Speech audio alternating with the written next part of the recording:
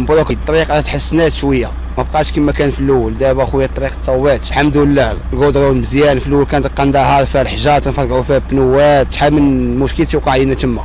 دابا الحمد لله الكودرون جديد من الباب للباب. خويا انا جاي من الدار البيضاء غادي ان شاء الله المالي، والطريق هنا شويه زوينه وجاي شويه كتدخل هنا كتلقى شي صعوبات في الطريق وكتلقى الحفاري. ودي دابا خويا الطريق تقادات تحسنات شويه، الظروف الامنيه غادا كتزاد مزيان ماشي بحال الاول، تحسنات كلشي ولا بخير دابا.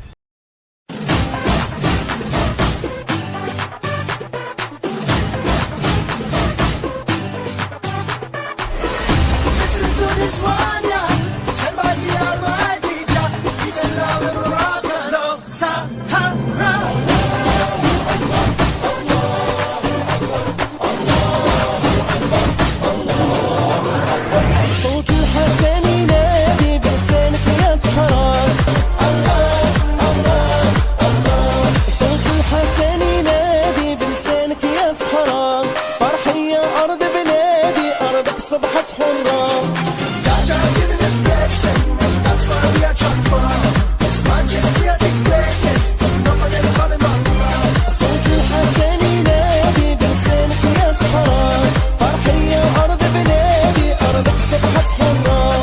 أؤكد بأننا سنواصل مسارنا أحب من أحب وكره من كره رغم انزعاج الأداء وحسد الحاقدين. والسلام عليكم ورحمة الله تعالى وبركاته. أسابيع قليلة بعد إمضاء الجزائر وموريتانيا على اتفاق يقضي بإنجاز طريق حدودي يربط بين تندوف والزويرات على مسافة 373 كيلومتر، المؤسسات الجزائرية تبدي استعدادها للانطلاق في أولى عمليات الدراسة والإنجاز لل100 كيلومتر الأولى على أن يكون الفاتح من نوفمبر المقبل موعدا للشروع في تجسيد هذا المشروع الاستراتيجي.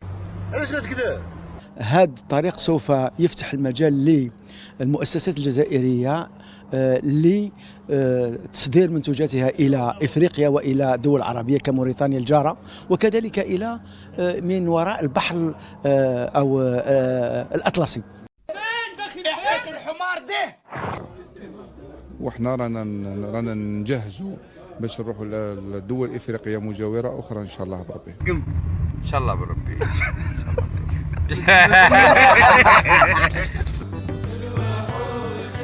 في جونفي 2019 جاء وزير الداخلية اللي هو رئيس الحكومة دركا بدوي معاه 3 وزراء، وأعطاه إشارة الانطلاق للطريق نتاع تنزواتين بغلاف مالي قدره 600 مليار، وجابوا 5 شركات وطنية من أكبر الشركات من جونفي حتى دركا حتى حاجة ما داروها، ما نعرفين واش هو السبب.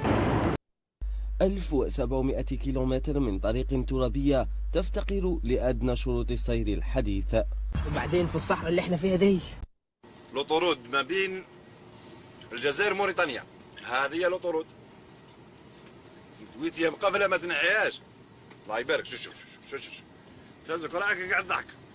الجزائر قوة ضاربة